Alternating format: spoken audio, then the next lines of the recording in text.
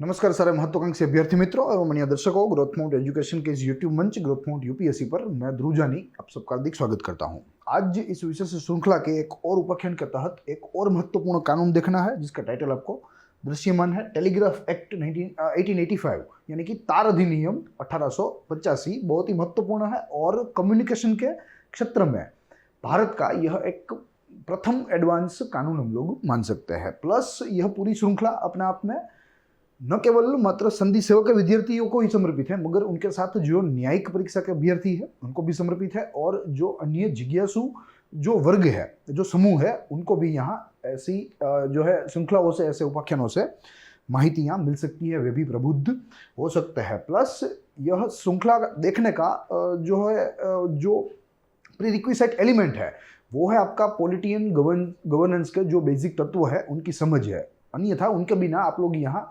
जो इसका जो चरम सीमा तक आप जो उपयोग कर सकते हैं, जो इसको आप न्याय दे सकते हैं, वो नहीं दे पाएंगे। आप चीज़ें समझ सकेंगे, मगर जो कुछ मूलभूत तत्व होंगे यहाँ जिनकी मात्र और मात्र यहाँ संक्षिप्त चर्चा होगी वो आपको समझ में नहीं आएंगे। तो मैं आपको अनुरोध करूँगा कि आप पहले जो टेक्स्ट बुक्स है पॉलिटियन गवर्नेंस की, चाहे वो एनसीईआरटी की हो, चाहे वो अन्य रिस्पेक्टिव स्टेट बोर्ड्स की हो, आप पहले वो पढ़े। फिर रेफरेंस बुक्स पढ़े जिनमें जो है बासु सर की है, लक्ष्मीकांत सर की है, ठीक है। वो सारी चीज़ें अगर आपने पढ़ ली है तो आपको यहाँ इन लेक्चर्स का आनंद जो है वो विपुल मात्रा में मिल सकता है। अब शुरू करेंगे हमारी मूल चर्चा, मगर उसके पहले यह पूरी श्रृंखला आज़ादी के इस 75 वर्ष को समर्पित है। इन 75 वर्ष में भारत ने कई सारे कानून बनाए, कई सारे कानूनों का क्रियान्वयन किया, जिन कानूनों ने आज के भारत के इस निर्माण में बहुत ही अहम भूमिका निभाई है। तो यह पूरी श्रृंखला इस अमृत महोत्सव को समर्पित है। प्लस यह पुस्तिका के ऊपर और आधारित यह हमारी पूरी श्रृंखला है, बहुत ही फाइनली क्राफ्टेड है। हमारे पास फिजिकल भी है जो मैं काफ़ी लेक्चर्स में दिखाता भी आया हूँ, और बहुत ही अच्छी तरीके से अलग अलग कानूनों को अलग अलग जगहों से, अलग अलग सोर्सेज से कंपाइल करके हमारे सामने रखती है। मैं इसका यहाँ एनालिसिस करता हूँ, जो कुछ चीज़ें मुझे यहाँ योग्य लगे मैं उनको यहाँ इसमें सम्मिलित करता हूँ और आपके सामने प्रस्तुत करने का प्रयास करता हूँ। प्लस यह पुस्तिका का फिलहाल 9वां भाग चल रहा है। इस भाग में मात्र और मात्र 2 ही कानून है, जिनमें इसके पूर्व का कानून यानी कि 77वां जो हमारा उपाख्यान था उसमें जो हमने कानून देखा था वो कानून इस भाग का प्रथम कानून था, जिसमें सूचना प्रौद्योगिकी अधिनियम की बात की गई है वर्ष 2000 का। और यहाँ इस कानून में टेलीग्राफ एक्ट की बात की गई है जो अपने आप में कॉलोनियल मूल का है, यानी कि उपनिवेशिक समय का है, उपनिवेशिक काल का है। अब देखना है सेम मोडस ऑपरेंडी से यह जो पूरे अधिनियम को देखेंगे, जिस मोडस ऑपरेंडी से इस श्रृंखला में हम लोग चीज़ों को समझते आए हैं, जिनमें परिचय, पृष्ठभूमि, मुख्य उद्देश्य, प्रमुख प्रावधान, अगर कोई संशोधन किए गए हो तो वो, और आखिरी में इसकी आलोचना एवं इसके महत्व के बारे में हम लोग यहाँ बात करते हैं। एक होलिस्टिक अप्रोच से, एक 360 डिग्री एनालिसिस लेने का प्रयास करते हैं। अब शुरू करेंगे हमारी मूल चर्चा, जो कि इंट्रोडक्शन से है। माइंड मैप की मदद से चीज़ों को देखेंगे ताकि तेजी से जो है चीज़ों को समझा जा सके और याद भी रखा जा सके, जिनमें सबसे प्रथम है टेलीग्राफ एक्ट 1885 यानी कि तार अधिनियम 1885 was enacted to give the central legislature in colonial India the power to build telegraph lines. Yes, तो यहाँ एक प्रकार से कम्युनिकेशन इंफ्रास्ट्रक्चर, जो दूर संचार जो अवसंरचना है, उसे यहाँ स्थापित करने का प्रावधान सबसे प्रथम बार ब्रिटिश सरकार ने भारत में, यानी कि अपने एक उपनिवेश में, क्योंकि भारत अपने आप में उसका एक उपनिवेश था, जो है ब्रिटिशरों का, अंग्रेजों का, फिरंगियों का एक संस्थान था। तो भारत के संस्थान में ब्रिटिश जो है जो आधिपत्य है, उन्हें तार की जो लाइनें हैं, जो तार का इंफ्रास्ट्रक्चर है, वो सेटअप करने का पावर यहाँ इस कानून ने दिया था। ऐसा हमने प्रथम बिंदु में देखा। दूसरा बिंदु, law was legislated to promote the installation of telegraph lines which formed an important part of the British Indian communication system. Yes, तो टेलीग्राफ लाइन्स, क्योंकि यहाँ तब there was no advancement like it was right now, या like it is right now, I am sorry, ठीक है। तो ऐसे में टेलीग्राफ लाइन्स जो है वो एक उच्चतम दूर संचार का साधन माना जाता था, और इसीलिए यहाँ सरकार ने उस समय में जो है 19वीं सेंचुरी के अंत में यहाँ टेलीग्राफ या तार लाइन्स को प्रस्तावित करने का, उसके इंफ्रास्ट्रक्चर को प्रस्तावित करने का प्रयास यहाँ इस कानून के जो है जरिए किया।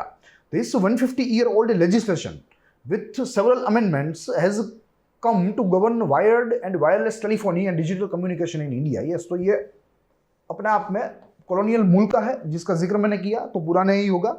और इसमें काफी सारे अमेंडमेंट भी किए गए हैं। प्रति समय जब जरूरत उत्पन्न हुई हो तो इसमें अमेंडमेंट किया गया, मगर एक समय ऐसा आया कि it was a saturation point. इसमें अमेंडमेंट करके भी जो हमें कोई फायदा नहीं हो रहा था, we need a fresh legislation. तो इसीलिए फिर इस कानून को साइड में रख दिया गया और फिलहाल तो यह कानून को अब रद्द भी कर दिया गया है। तो यहाँ ये अपने आप में वायर और वायरलेस दूर संचार को विनियमित करने के लिए, उसे यहाँ स्थापित करने के लिए, उस संबंधी अवसंरचना को स्थापित करने के लिए यहाँ यह कानून बनाया था। Then there were several calls to rethink the Telegraph Act to create a new legislation that is up to date with technological advancement. Yes, तो अब जरूरत पड़ी क्योंकि टेक्नोलॉजिकल एडवांसमेंट ही ऐसी तेजी से हो रहा है कि यहाँ अब इसमें अमेंडमेंट करके इसको अपडेट बनाना वो जो है उसकी सीमा आ गई है, वो सीमित है। तो अब यहाँ एक नए लेजिस्लेशन की ही जरूरत है। However, the same act has been amended many times instead to accommodate technological change. मगर फिर भी इस टेक्नोलॉजिकल चेंज को एकोमोडेट करने के लिए इस कानून में काफ़ी सारी बार यहाँ संशोधन किया गया है। मगर फिर जैसे मैंने आपको बताया कि एक समय ऐसा आया कि सरकार को इस कानून को बाजू में रख के इंफॉर्मेशन टेक्नोलॉजी संबंधी या कम्युनिकेशन संबंधी अन्य कानूनों पर आना पड़ा, उनका विकास करना पड़ा। अब इसके बैकग्राउंड की बात है, इस कानून का उद्भव कैसा हुआ वो भी हमें माइंड मैप की जो दृष्टि से ही देखना है। मुद्दा बार मुद्दा हम लोग देखते चलेंगे। सबसे प्रथम बिंदु कहता है, in year 1850 British first setup telegraph line between Calcutta and diamond Harbour. क्योंकि जैसे हमें मालूम है कि सबसे प्रथम जो फिरंगी यहाँ भारत में जो एंटर हुए तो उनका जो एंट्री पॉइंट था वो अपने आप में बंगाल था। तो सबसे प्रथम जो चाहे वो रेलवे हो या चाहे जो कोई भी चीज़ें हो वो यहाँ बंगाल से ही अधिकांश मात्रा में शुरू हुई है। ठीक है, सारी चीज़ें नहीं मगर अधिकांश हम लोग कह सकते हैं। तो ये भी इस तरीके से ही हमें याद रखनी है कि first telegraph line in year 1850 by British between Calcutta and diamond Harbour, ये एक एलिमेंट्री माहिती है। फिर to govern telegraph network British enacted the telegraph act in the year 1885 which allowed them to use both public and private properties to build network lines. Yes, तो actually this act provides power to British, ठीक है, कि वे निजी एवं सार्वजनिक जो मिलकतें हैं उनके ऊपर यहाँ इसका इंफ्रास्ट्रक्चर टेलीग्राफ का तार की जो अवसंरचना है वो प्रस्थापित कर सकते हैं। तो अपने आप में यह कानून शक्तियाँ प्रदान करने वाला है और साथ में जो है विनियमनकारी स्वभाव का भी है। ठीक है, तो ये सबसे प्रथम दो बिंदु हुए इसके उद्भव के, इसकी पृष्ठभूमि के। Then telegraph gained an enormous importance as a means of communication in the subsequent decade. Yes, तो जैसे मैंने आपको बताया कि टेलीग्राफ जो है वो उस समय का उच्चतम जो दूरसंचार का माध्यम था, ठीक है, या साधन था। तो यह प्रचलित हुआ आने वाले दशकों में, इसके पश्चात के दशकों में जब से यह कानून इंट्रोड्यूस हुआ और इसने काफी मात्रा में जो है लोकप्रियता, लोक चाहना हासिल की और लगभग यह मास का कम्युनिकेशन साधन या माध्यम हो गया था। This is an elaborate act with 35 sections divided into 5 parts. Yes, तो ये कुल 5 विभागों में विभाजित है और इसमें कुल 35 धाराएं हैं। ठीक है, 35 जो है अनुच्छेद है जो कि अलग अलग प्रावधानों की बात करते हैं इस टेलीग्राफ संबंधी। However, the act's interpretation and scope has been used in a manner that seems relevant to the present technology, although this has not been without problems. Yes, तो एक्ट का इंटरप्रिटेशन और स्कोप कुछ इस तरीके का है कि वो आज के युग में भी जो है हमें फायदा करे, मगर फिर भी उसमें काफ़ी सारी दिक्कतें आज जो है हो रही है, क्योंकि अपने आप में आज का युग जो है वो एडवांस्ड युग है और यह कानून जो है वो अपने आप में थोड़ा सा अनअपडेटेड है, आउटडेटेड है। अब इसके कुछ उद्देश्य देखने हैं, 2 बिंदुओं में इसके उद्देश्य में दिए गए हैं, जिनमें सबसे प्रथम बिंदु में बात की गई है, act was created to give the power to government to expand telegraph infrastructure in colonial India. Yes, तो जो उपनिवेशी भारत था उसमें टेलीग्राफ इंफ्रास्ट्रक्चर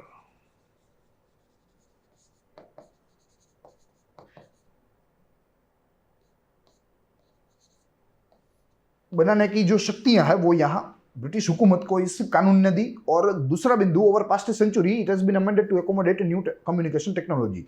तो यहाँ इसमें अमेंडमेंट भी काफी सारे हुए ताकि जो प्रौद्योगिकी की जो बढ़त है उसके साथ यहाँ कदम से कदम मिलाए जा सके। ठीक है, तो ये यहाँ इसके कुछ मूलभूत उद्देश्यों की बात थी। अब हमें इसके प्रावधान देखने हैं। प्रमुख प्रावधानों की बात करेंगे जिनमें कुछ परिभाषाएं हैं, साथ ही में जो है अन्य जो अथॉरिटी डेवलपमेंट संबंधी प्रावधान भी यहाँ है, इनमें दंड की भी बात की गई है। जिनमें सबसे प्रथम परिभाषा है definition of telegraph. Part 1 under section 3 deals with the definition of relevance to the act. Yes, तो इस कानूनी संबंधी जो कोई परिभाषा है वो यहाँ तीसरे जो अनुच्छेद यानी कि तीसरी धारा में, भाग 1 के तीसरी धारा में चर्चित है। Among this, the most important one is that of telegraph itself. Yes, तो इन परिभाषाओं में जो महत्वपूर्ण है, सबसे महत्वपूर्ण वो अपने आप में टेलीग्राफ की ही है। This act defines telegraph as an appliance that is used for or capable of being used for transmission or reception of signs, signals through wires or electromagnetic means such as radio waves, Hertzian waves यानी कि जो hertz जाते हैं।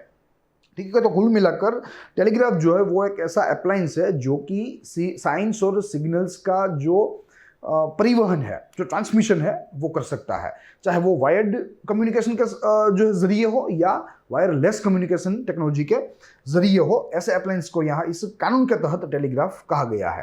तो definition has been amended twice so far in 1961 and in 2004। तो 2 बार यहाँ इसमें संशोधन भी किए गए हैं, respectively in the year 1961 and 2004।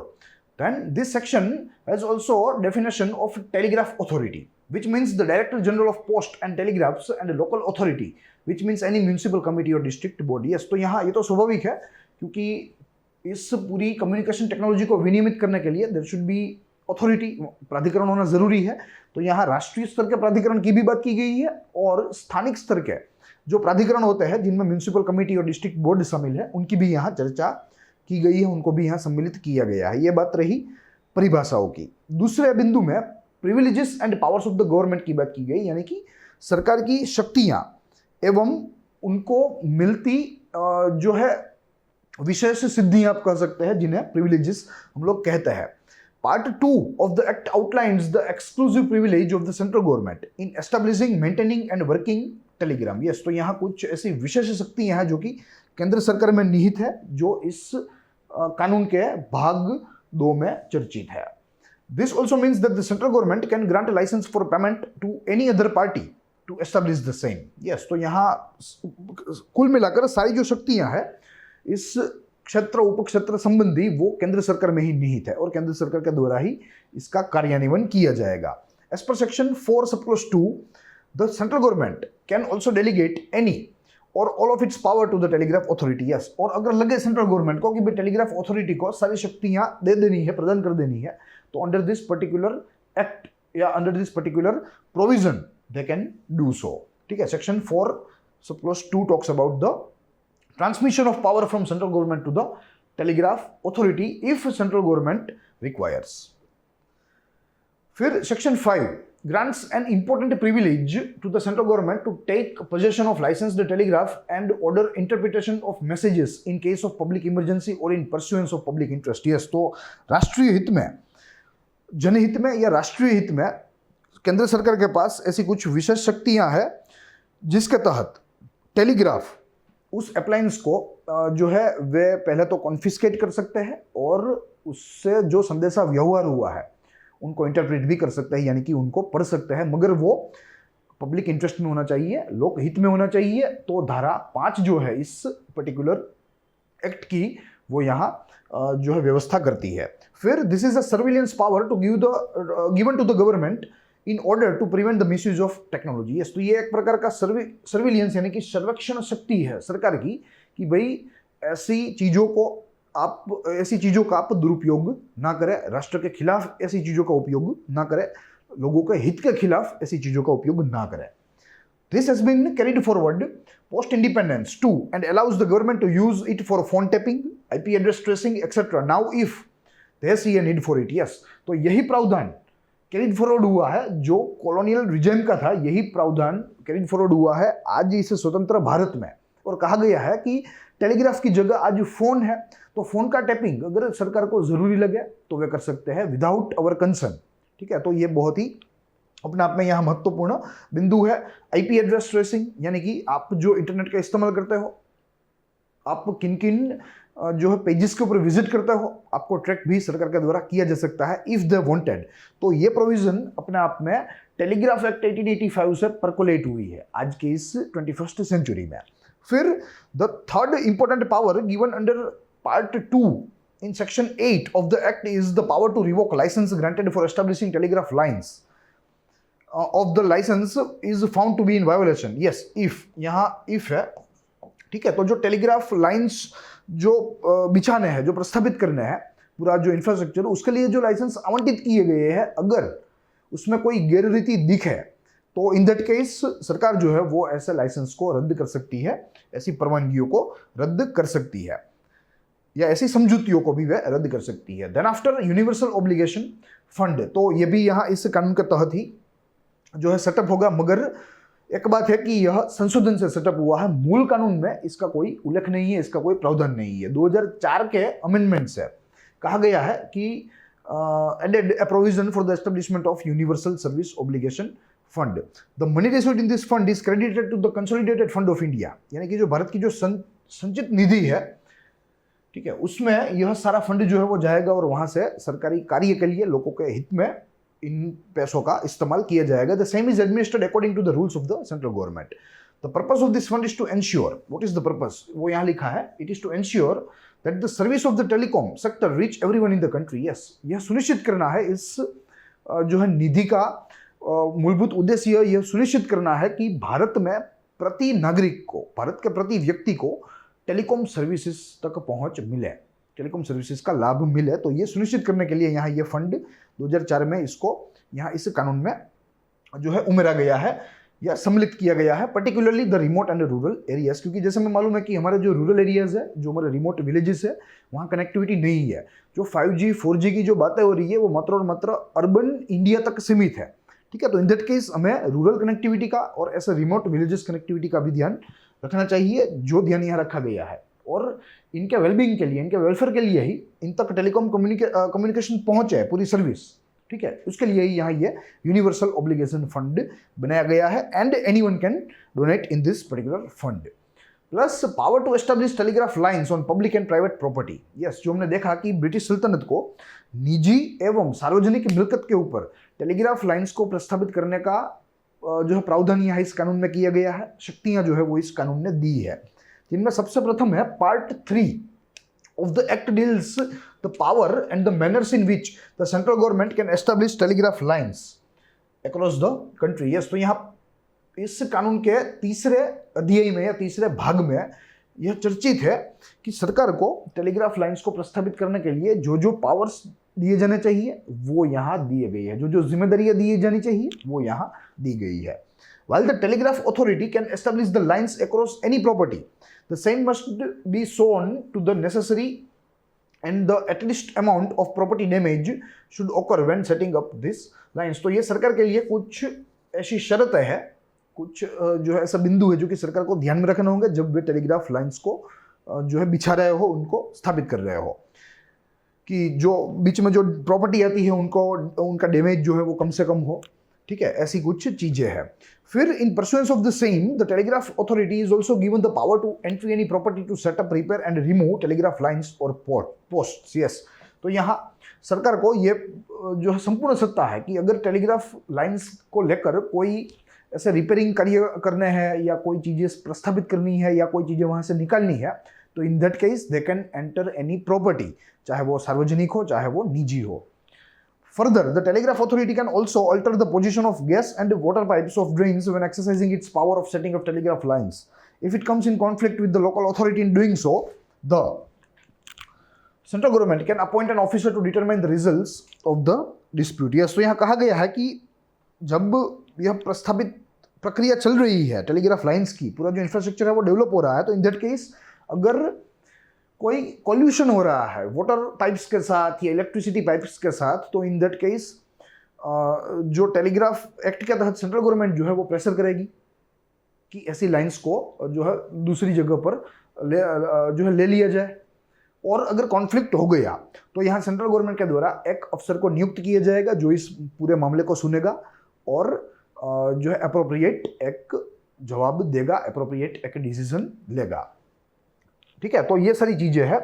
Then additionally the telegram authority can undertake the alteration of any property such as trees etc that comes in the way of establishing telegraph lines. Yes, और इसके साथ ही अगर इस पूरी infrastructure को, इस पूरी अवसंरचना को प्रस्तावित करने में कोई ऐसी चीजें आ रही है तो टेलीग्राफ कानून के तहत, तार अधिनियम 1885 के तहत यह केंद्र सरकार के पास शक्तियां हैं कि वे ऐसी कोई भी प्रॉपर्टी को इंक्लूडिंग ट्रीज उनको काट सकते हैं, उनको नष्ट कर सकते हैं ताकि टेलीग्राफ लाइंस को एस्टेब्लिश किया जा सके। तो इतनी सारी शक्तियां रिगार्डिंग टेलीग्राफ लाइंस इस कानून ने सरकार को दे रखी है।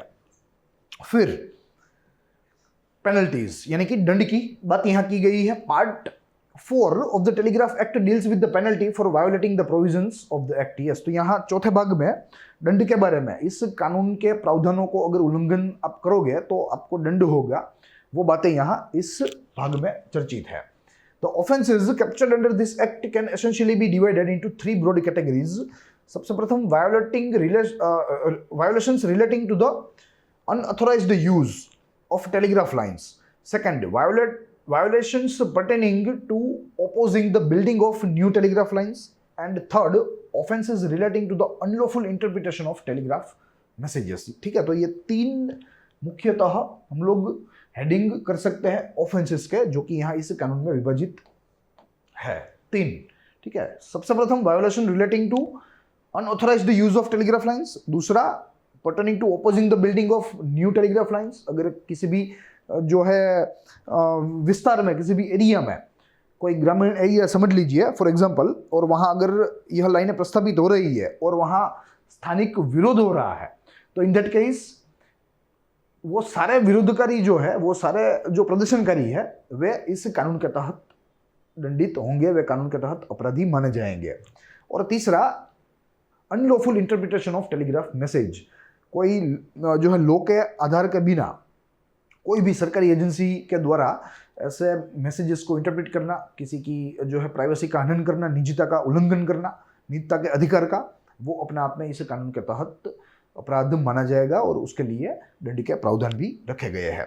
For this offences depending on the degree of the offence committed, yes it depends on the degree.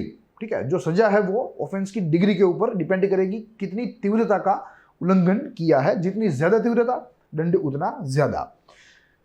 Monetary fine is imposed on the offender or the offender will be sentenced to prison time for up to 3 years as per the punishment detailed in the act. Yes, तो उनको आर्थिक जुर्माना भी हो सकता है और उन्हें कैद की सजा भी हो सकती है, जो 3 वर्ष तक लंबित की जा सकती है।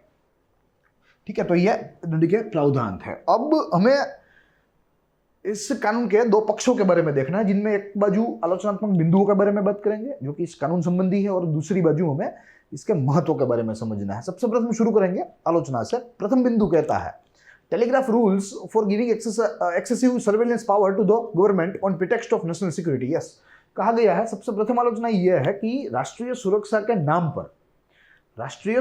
नाम पर यहाँ केंद्र सरकार को टेलीग्राफ मैसेजेस को इंटरप्रेट करने की जो शक्तियां हैं वो बहुत ही अधिक मात्रा में दी गई है। According to this act and rules, any communication device can be tapped with written authorization of Union Home Secretary or State Secretary. Yes, तो यहाँ इस कानून के तहत कोई भी कम्युनिकेशन आपका डिवाइस हो, उसकी टैपिंग की जा सकती है, उसकी ट्रैकिंग की जा सकती है on a written authorization of union home secretary और स्टेट होम सेक्रेटरी।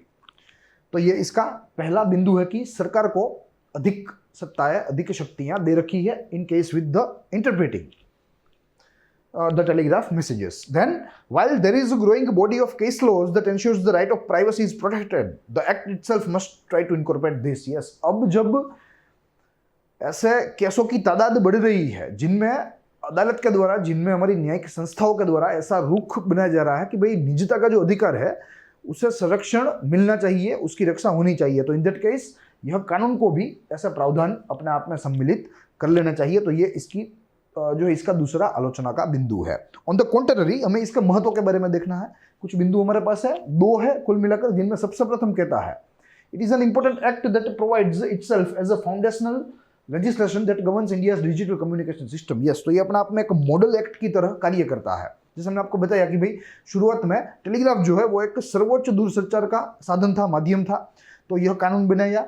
अब धीरे धीरे जो कम्युनिकेशन का जो स्वभाव है वो बदल रहा है, डिजिटलाइजेशन आ रहा है। तो इन दैट केस आज के समय में हमें यह कानून जो है वो एक मॉडल के रूप में उपयोगी हो रहा है। आज के जो है अप्लायंसेस, आज की डिजिटल टेक्नोलॉजी संबंधी कानून घड़ने में ये हमें एक आप समझ सकते हो कि एक ऊर्जा स्रोत समान साबित हो रहा है। तो ये इसका प्रथम महत्व का बिंदु है। दूसरा बिंदु कहता है also act has been up to date with progressive change in the act through amendments to keep up with technology. Yes, technology के साथ, प्रौद्योगिकी के साथ कदम से कदम मिलाने के लिए यहाँ इस कानून में जो है संशोधन भी समयवार होते रहे हैं। तो ये एक दूसरा पॉइंट है, यानी कि यह कानून अपने आप में प्रोग्रेसिव है, स्टैटिक नहीं है।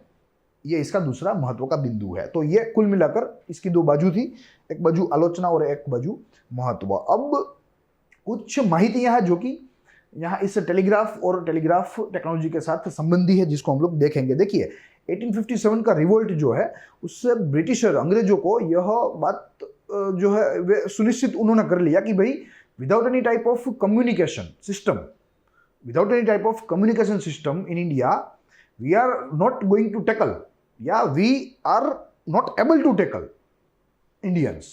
ठीक है, तो ऐसे में 1857 का जो प्रभाव है इस टेक्नोलॉजी के ऊपर, इस कानून के ऊपर, वो अधिक मात्रा में है, क्योंकि तब उनको लगा कि भाई we are not able to transmit messages as quickly as the time wanted. ठीक है, जब समय की मांग थी और जितनी त्वरित उन्हें माहितियों का प्रसार करना था वो नहीं हो पा रहा था, क्योंकि कोई कम्युनिकेशन टेक्नोलॉजी यहाँ नहीं थी, कोई इंफ्रास्ट्रक्चर नहीं था, कोई कानून ही नहीं था इनफैक्ट। तो ऐसे में उनको यह बात जो है उन्होंने जो है यह विचार ले लिया कि भाई अब टेलीग्राफ या ऐसे कोई कम्युनिकेशन सिस्टम के बिना भारत में रहना अपने आप में एक चुनौतीपूर्ण कार्य है। तो ऐसे में उनके द्वारा यहाँ फिर यह पूरी की पूरी टेक्नोलॉजी जो है वो प्रस्तावित करने के लिए कानून लाया गया। देखेंगे सबसे प्रथम बिंदु में major reason for the initial success of 1857 war of independence was the attack on telegraph lines by the Indians, but cutting of communication lines they ensured that the British could not retaliate immediately, as the news of the insurgents could not be passed on across cities quickly without telegraphs that would have otherwise helped the British to assemble against Indian easily. Yes, pilot platform पर जो है telegraph का उपयोग हो रहा था। जैसे हमने देखा कि 1950 में सबसे प्रथम टेलीग्राफ लाइन जो है वो प्रस्तावित की गई थी between Calcutta and diamond Harbour. तो यह पायलट प्रोजेक्ट चल रहे थे, देवर इन द ट्रायल। ठीक है, पूरे भारत में यह नेटवर्क जो है वो अच्छी तरीके से प्रस्थापित नहीं था, क्रियान्वयन नहीं था। तो ऐसे में भारतीयों को इसका लाभ मिला और हमें काफ़ी अंश तक जो हमें सफलता मिली है 1857 के प्रथम स्वतंत्र संग्राम में, वो यहाँ इस टेलीग्राफ लाइंस की गैरहाजिरी की मदद से ही मिली है। एंड दूसरा बिंदु जो कहता है कि which is related with the interpretation of telegraph messages. देखेंगे the telegraph allows the interpretation of communication if the central government identifies any threat to national security और if it is in public interest. It was identified in the case of People's Union for Civil Liberties versus Union of India that there were many egregious violations of fundamental rights in the manner which the interpretation happened. Yes, तो यही है मामले में जो है पूरे देश के सामने आया कि भाई टेलीग्राफ मैसेजेस का जो इंटरप्रिटेशन है, उसका जो टैपिंग है वो अनलॉफुल तरीके से हो रहा है और मौलिक अधिकारों का हनन हो रहा है। ठीक है, वो हमें इस मामले से मालूम पड़ा, people's union of civil liberty versus Union of India. In order to avoid the same, the Supreme Court in this case laid down the procedure and guidelines for unlawful interpretation. Yes, भविष्य में ऐसा ना हो, इसीलिए सर्वोच्च न्यायालय ने एक दिशा निर्देश जारी किए, एक दिशा निर्देश की जो सूची है वो प्रस्तावित की कि भाई किस तरीके से टेलीग्राफ मैसेजेस जो है उनका इंटरप्रिटेशन होना चाहिए and on which grounds it should be interpreted. ठीक है, तो ये सारी चीजें थी जो कि आज हमें यहाँ इस कानून के जरिए, इस उपाख्यान के जरिए देखनी थी। I hope you enjoy the lecture. हम लोग मिलेंगे इसी श्रृंखला के एक और उपाख्यान में, एक और कानून के साथ, जो अपने आप में हमारी समझ को और बेहतर बनाए, चाहे वो परीक्षा लक्ष्य हो, चाहे वो सामान्य समझ हो। अब ये तो बात रही यूट्यूब की, मगर चीज़ों को आप हमारी वेबसाइट के ऊपर पढ़ सकते हैं। आप आज ही हमारी वेबसाइट विजिट कीजिए और वहाँ ये सारी चीज़ें in the form of blog उपलब्ध है। वहाँ से आप PDF भी डाउनलोड कर सकते हैं और आप चाहे कोई भी माध्यम के हो, चाहे आप इंग्लिश माध्यम के, चाहे आप हिंदी माध्यम के, आपकी अनुकूल भाषा में चीज़ें जो है वो उपलब्ध है। प्लस इन सारी चीज़ों के साथ आपको अन्य परीक्षा संसाधन भी वहाँ से प्राप्त होंगे। आप आज ही हमारे साथ रजिस्टर कीजिए, आप लॉगिन करके वहाँ उन संसाधनों तक पहुँच सकते हैं। साथ ही हमारी इस यूट्यूब चैनल को भी ज़्यादा से ज़्यादा शेयर कीजिए, लाइक करना ना भूलें, सब्सक्राइब करना ना भूलें, और हम लोग मिलेंगे इसी श्रृंखला के और एक उपाख्यान में। तब तक के लिए दीजिए इजाज़त। जय हिंद, जय भारत।